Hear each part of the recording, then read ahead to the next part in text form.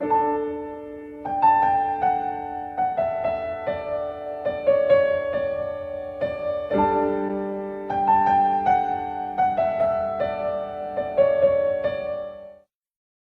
ladies and gentlemen, my name is Dan, the voice behind ThatKaitoDan, and welcome to my review for RWBY Volume 7 Episode 4, Pomp and Circumstance. But before we carry on, as always, make sure you watch the episode first through roosterteeth.com to support the show and avoid spoilers. And once again, I have to let you know that my reaction to the last episode is now block free and ready for viewing. So if you haven't already seen me going giddy over the new looks and some awesome action going on, check out the reaction via the card above or the description down below.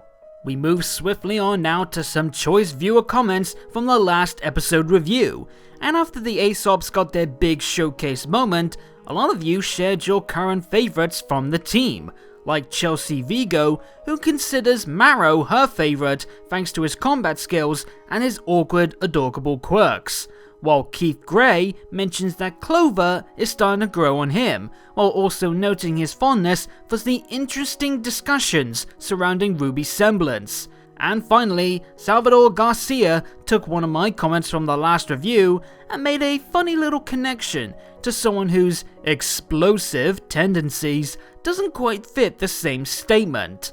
Remember, if you want to see your comment possibly feature in the next review, drop them down below and tune in next week to see if you made the cut.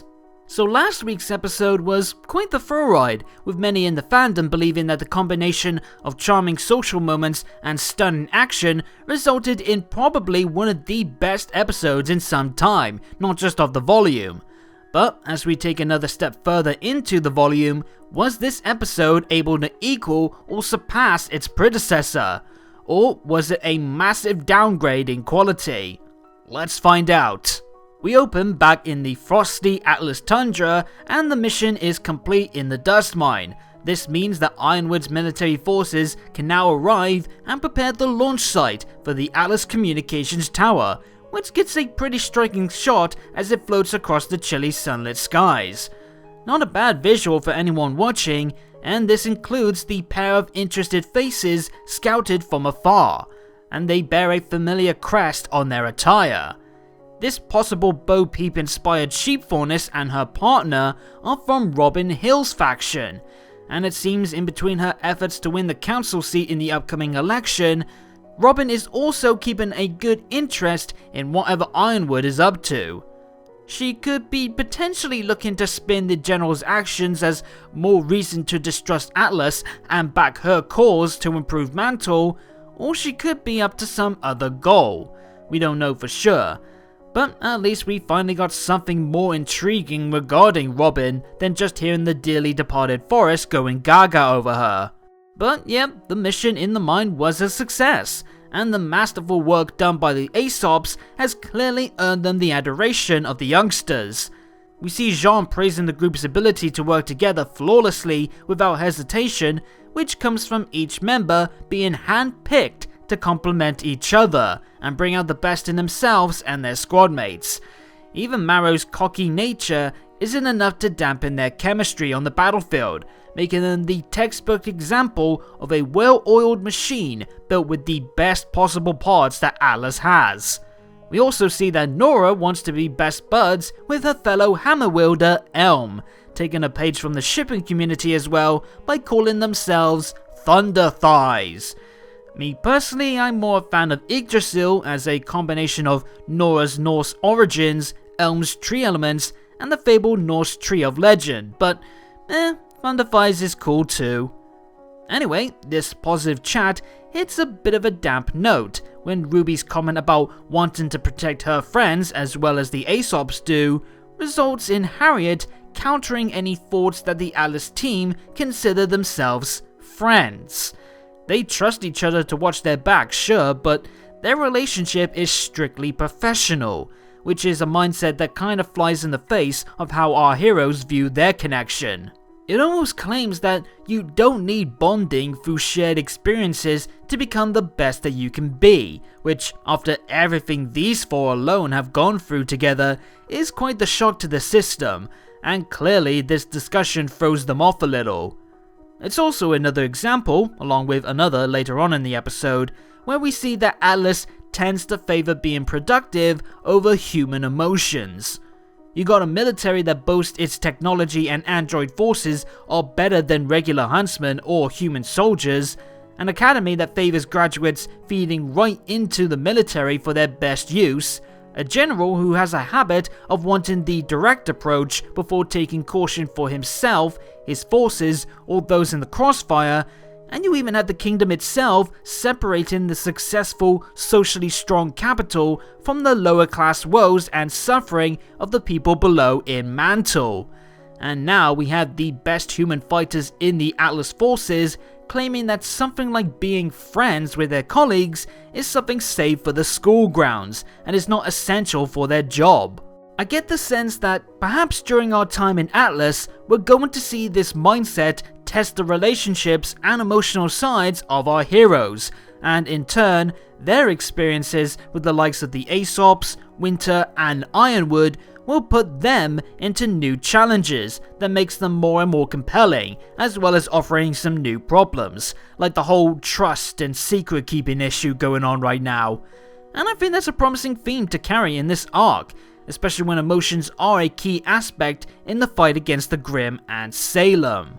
And anyway, back on track, Ruby's efforts to lift her team spirits falls on deaf ears, and then we see her, Jean, Crow, and Ironwood talk about some troubling new developments in Mantle, after the general sends Clover to protect the city on the down low. After dropping the bomb on the gang that Forrest is indeed dead after his run-in with Tyrion, Ironwood is now starting to connect the dots that someone is killing anti-Atlas and anti-Ironwood figures and trying to accuse the general of being responsible, something that's easily being accepted by the people of Mantle who, as Jean notes, already isn't fond of Ironwood thanks to the after effects of his dust embargo. Ironwood also worryingly keeps on saying that he doesn't care about his public image, even with these accusations gaining supporters, but like I've discussed in the past, he really should be, considering a big part of his upcoming plans is trying to convince the people of Atlas and Mantle to trust him and support the fight against Salem. Hard to do if the general public of Mantle hates your guts, and their negative emotion keeps attracting too many Grimm for any progress to be made. At least the general is looking to improve things in Mantle somewhat with the aid of our heroes, but before he can discuss how exactly, we have a bigger issue on hand: the arrival of one super pissed off Jacques. The SDC Kingpin makes his series return in a spiteful rage over the general commandeering his private property. But before he can finish his threat about telling the council, turns out they already know, and they didn't need to vote in approval since this is a classified military operation. Though considering what Pietro said earlier about how the council is too scared to question Ironwood's actions at this point, I feel the result would have been the same either way. Naturally, this ruffles Jacques' mustache some more, and I doubt Ironwood's dismissal of his chances to win the election doesn't help him either.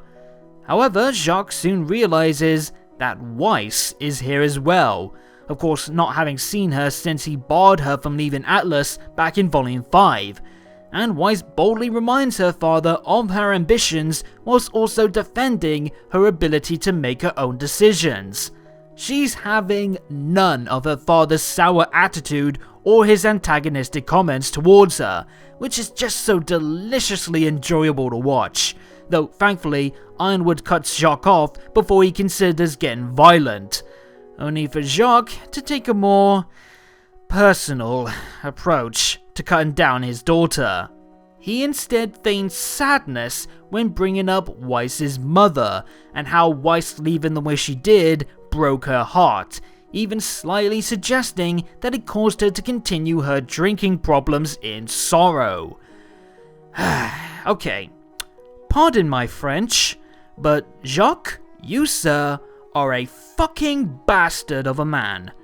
What kind of disgusting douche canoe would use his own wife, the mother of his children, as a weapon to try and break the spirit of his own flesh and blood?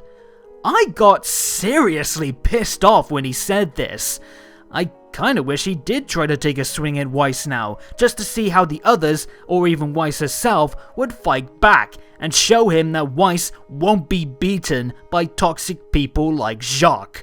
Massive props on the part of Eddie Rivas, the lead writer for this episode, and for Jacques' voice actor, Jason Douglas, for really making this scene sting. You know you've done a good job making a truly detestable character become even more hateable when you get these raw emotions out of the viewer. The good news though is that Weiss doesn't have to deal with her father alone. She has her teammate support, and seeing the people that Weiss considers her real family standing by her side like this really warms my heart, especially when knowing just how this group first started out. I was surprised though that Jacques didn't make a comment about one of Weiss's friends being a Faunus, but I guess it doesn't really matter what race they are. Anyone siding with Weiss over him earns his hatred. Regardless, Jacques finally exits after warning Ironwood that this latest act against him will cost him in the long run. Just in time for Winter to arrive as he goes, and is anyone else wanting to see Winter snap at Jacques for everything he's done over the years? Suddenly, Penny! And I gotta praise whoever animated this scene for the little touches to Team RWBY being blown away by her arrival. It's not just funny reactions, they actually feel quite on brand to each girl. You got RWBY, the most hyper one of the bunch, flying away limbs all over the place. Then there's Weiss, who's holding her hands like a spooked noblewoman. You then of course have Blake recoiling like a frightened cat. And then there's the loud and expressive Yang spread out as big and wide as possible. You gotta love little moments like that, where even in blinking you'll miss it moments such as this, they still add a lot of personality to the scene. But what's with the congratulations? Well, that has to do with the next scene, which surprisingly sends us up to the former Amity Arena tournament stage, the scene where everything first began to change for everyone present, and for the series itself. And Ironwood notes just how far the kids have come since those dark days back at Beacon. From trekking across Remnant and fighting Dangerous Grim, to defending their homes and innocence against the worst that this world has to offer. They've faced more adversity since the fall of Beacon than most pros would have, let alone any student. And thus, it is time that Ironwood gives them what he feels they deserve. The honor of becoming professional huntsmen and huntresses. That's right, Team RWBY, Jean, Ren and Nora are now licensed huntsmen on the Atlas Registry, a reward that understandably comes as a shock to all of them. But Ironwood is adamant that this is the least of what they deserve, and it's another example of his continued trust in them. And as you'd expect, him dropping the T word makes things a little bit more awkward, considering the secrets they're still keeping. And you have to wonder just how many more moments like this will happen before the Jenga Tower of Trust comes crashing down hard. As the General awkwardly returns to his work, everyone has a moment to soak up this new achievement, something that some didn't even think was still possible. This was something that for many of them in the past was a lofty goal that would help them find either purpose, the means to make up for where they've gone wrong in the past, or just help them be able to do more good in the world. Now, after everything that they've been through, and with them all involved in this larger-than-life battle, this almost feels trivial, a figment of the life that they once had at school, and a less important matter compared to fighting immortal beings and trying to save the world from godly extinction. The episode does a good job actually at making what should be this landmark moment for the kids feel like small potatoes to everything else, not just in the gang's muted reaction, but also the lack of any real flair and celebration in the ceremony. There's no big party, no grand passing of their license. It's just a simple ticking of the box, a short speech, and only 3 familiar faces watching them. none of their families or other classmates are present to celebrate their graduation, again matching the general human disconnect that is often present in Alice affairs. Also, does this mean that they're likely not gonna return to education once everything's said and done? I mean, I guess that makes sense, but it's also kinda sad in a way that we're not gonna see them go back to that humble start. I guess that also makes them the youngest pros out there right now, which kinda makes me feel bad for Team Coffee since they are older than them, but they are still technically second years. Ouch. By the way, I do kind of have a bit of an issue with this scene. I wish that there was some reflection of it taking place in Amity Arena. Yes, this moment already has a lot of baggage to carry with the new achievement and Ironwood's continued trust making things difficult for the group, but like the General said, Amity Arena is symbolic for many reasons, and not a lot of them are happy ones. Even just having a small moment of the likes of Team Juniper, Yang, or RWBY looking around the place with a sullen or melancholy look would have added a little bit more emotional edge to the scene and take note of their setting. And it also would have added to the theme of how far these lot have come since those painful memories that still leave some scars and feelings of loss. Just a big missed opportunity there in my opinion. At least there is some moment of celebration even in this gloomy backdrop, complete with cake, more arm gags, and a cute Bumblebee selfie which has already turned out some brilliant meme images. But away from the laughs and chatter is RWBY, who is sat up in the stands alone before being joined by Crow, who lends an ear for his niece to vent her feelings to. With everything piling up on her mind with the new Huntress license, finally getting the Atlas, and of course keeping secrets from Ironwood, she's questioning whether if she's really doing what's best, or if she's no better than Ozpin, justifying her actions with claims that it's the right thing to do. Crow, on the other hand, points out that, at least compared to Oz, she's not afraid of trusting others, she's just making sure that people have earned that trust first, which is commendable, and shows that she's not afraid to share the burden with others, in time at least, unlike Ozpin, who thought that it was only his weight to carry. Granted, the stuff that RWBY is hiding about Salem's presumed inability to be destroyed is still something that needs to be shared with Ironwood very soon, but at least her reasoning is sound, as I've long discussed in the past, and she shouldn't feel bad about leaning on the side of caution with such details. In fact, Crow even goes as far to say that her mother, Summer, would have been proud of RWBY. And with the mention of Miss Summer Rose, RWBY asks Crow if Summer's last mission was also an Ozpin secret.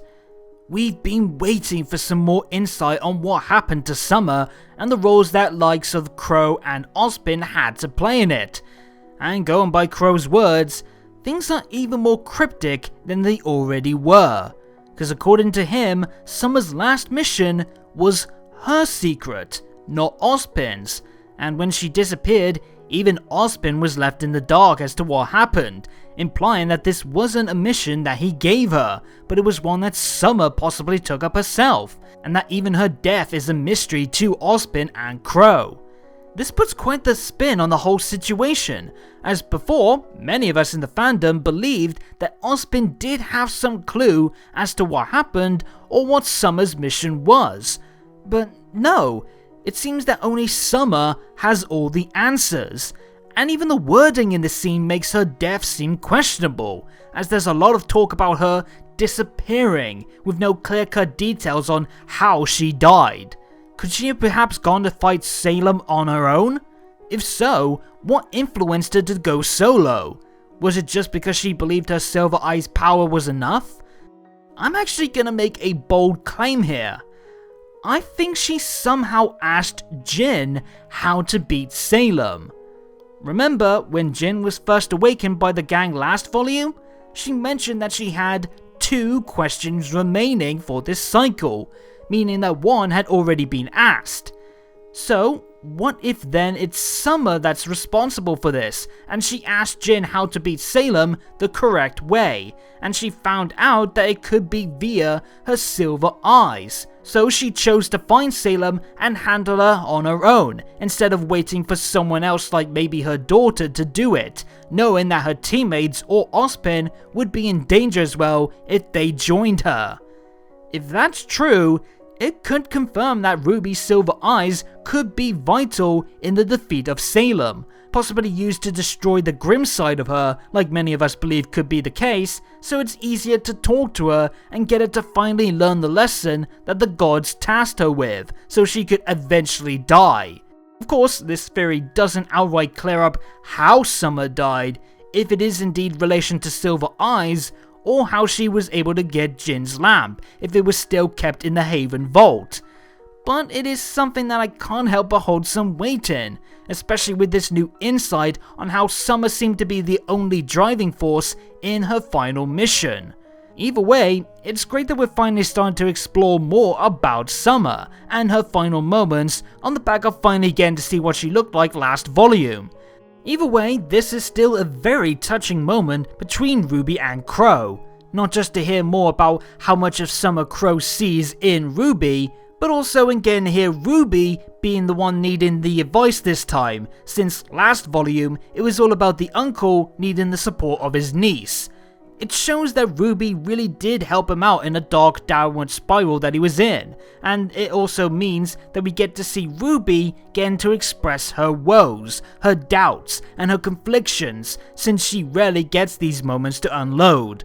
Moving on, and with the Pro Huntsman license, the gang is now able to take pro level missions, something that excites everyone, especially Ruby, and this brings in Marrow, Vine, and Elm for some more playful ribbing of the Wolf Boy and some guidance on mission selecting.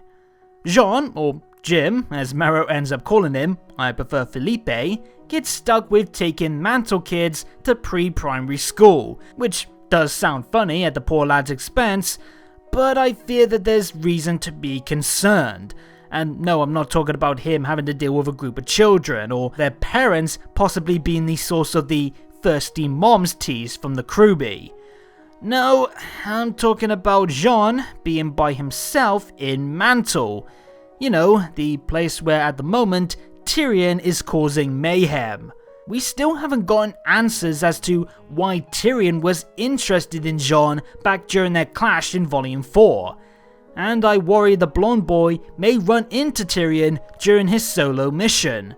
Also, it's safe to assume that Ren and Nora will join Elm and Vine for the mission in the sewers taking out the rampaging Cyber, and hopefully we'll get to see that and some of the other missions going on, as this could be a nice setup for some exploration of Mantle, more bonding with the Aesops, and a chance for certain characters to discuss some other important and personal matters in the process. And finally, we join Jacques in his study, with his brooding being interrupted by Whitley, informing that his father has a surprise guest that's invited himself in. Arthur Watts. It seems Arthur is quite familiar with Jacques as well, to be walking in so casually, and Jacques himself is shown in a rare state of shock at this appearance, noting when the two are left alone that the disgraced doctor was supposed to be dead. A ploy, it turns out, by Watts, likely as some means to hide away after the events that caused his status to decline. The question now is, of course, how well does Jacques know Watts? Is it just because of his notable fall from grace, or did the two work together? Maybe Watts helped Jacques climb the ladder so he can eventually marry into the Schnee family. There's even the chance that the two could be related, given their somewhat similar features.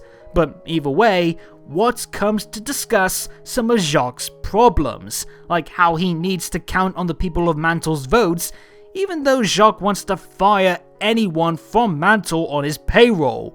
And of course, there's also his current disdain for Ironwood. And as the episode comes to a close, it sounds like Watts is willing to aid Jacques in solving all of his problems. I think it's safe to say that Watts is definitely going to rig the election in Jacques' favor, thereby causing more civil unrest in the people of Mantle, which continues his schemes alongside Tyrion to cause a divide in the kingdom and tear it apart from within before Salem's Grim army finishes the job. All of which is of course very bad news and a surefire sign that things are about to take a turn for the worst in the next few episodes. And I say, bring it on. But to stay on track with this episode, and even though I felt it flew by kinda fast despite being roughly the same length as the last 3 episodes, there's quite a lot to chew on. Each scene offered plenty in terms of engaging character and relationship developments, and provided them with strong writing and performances by each principal talent involved. Jacques made his return without missing a single beat from his past appearances, continuing to be a character that just demands your attention and your vitriol, and getting to see why stand strong on her own and with her teammates was very rewarding for her character as a long-time viewer of her steady rise and growth. We also got new edges to the Aesop's dynamic that I'm sure is going to reflect some way in the inspirational impact of the heroes, and while lacking that extra emotional gut punch given the location it was set in, the scene with the gang getting their Huntsman license was well crafted to further highlight just how far they've all come, and just how big the real fight is in comparison to their simpler days. The scene with Crow and RWBY though was perhaps the most surprising part of this episode, alongside the ongoing query with Summer, which only added to the rest of the episode's quality, thanks to some wonderful moments of comfort and support, and again that intrigue about Summer. There's also some strong comedy involved, mostly from Nora as ever, some glorious lighting with the snow in the opening scene, some damn effective expressions that spoke volumes throughout the episode, and the music was, as ever, very top quality. But if I didn't have any complaints, like I've said before, it would be the missed opportunities for some added emotional impact in returning to Amity Arena, as it's such a big setting that is very symbolic to everything that went down in Volume 3, and I felt it deserved more than just Ironwood making note of the fitting location for the ceremony, and to truly grasp just how important it is to not just the overall scope of the story, but also some of the personal narratives.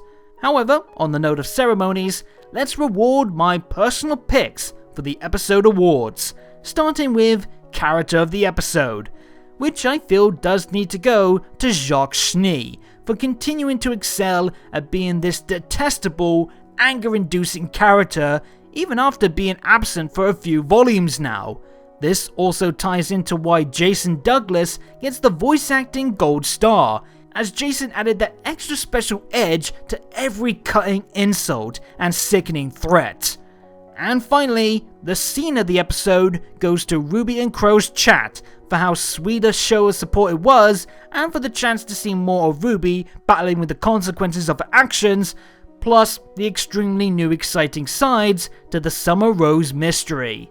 So, another episode in the books, and I considered it a pretty rock solid entry. There was more emphasis on discussions and talking going on, but what helped each one land their good form was how well they made me feel an emotion while watching.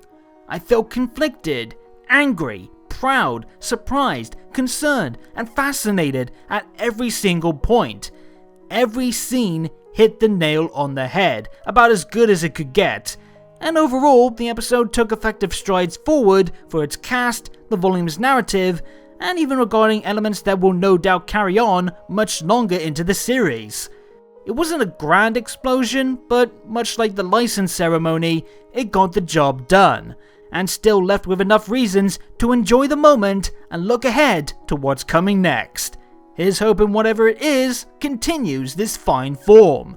But those are just my thoughts, time to make sure you tell me yours.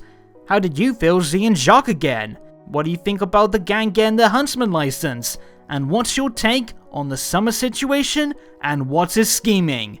Let me know in the comments down below, and while you're at it, hit the subscribe and bell buttons and tick the notification box to make sure you get every new video from me as they drop. And follow me on Twitter at ThatKaitoDan for more on anything to do with RWBY, updates on future content for the channel, and more. But until next time, have a good day or good night, and peace out.